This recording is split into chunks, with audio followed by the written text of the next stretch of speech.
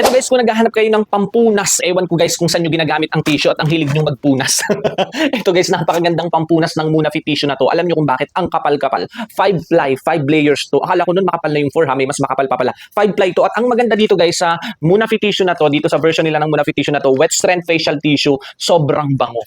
Rose scent yan guys, rose scent, ang soft at ang smooth kasi made siya sa native wood pulp. Ang bango. Grabe nung binubuksan ko pa lang to, tinatanggal ko sa parcel, ang bango, humahalimuyak na. Kaya ito guys, napakagandang pampunas nito kasi bukod sa napunas mo na, nalinis mo na, babango ka pa. So hindi ko lang alam kung saan nyo ipinupunas yan.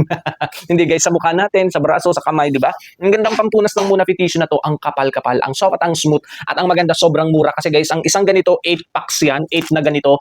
Tapos ang kada isang pack guys ay 500 sheet. Tapos yung kada sheet guys is 5 ply or 5 layers. Di ba ang kapal? Sobras talagang tatagal to sa inyo. Sobrang mura na. Ang laki ng matitipid nyo sa Muna Fit tissue. Ang gandang pampunas nito guys. Sulit na sulit kayo, ang kapal. Kaya kung ako sa inyo guys, go check out na.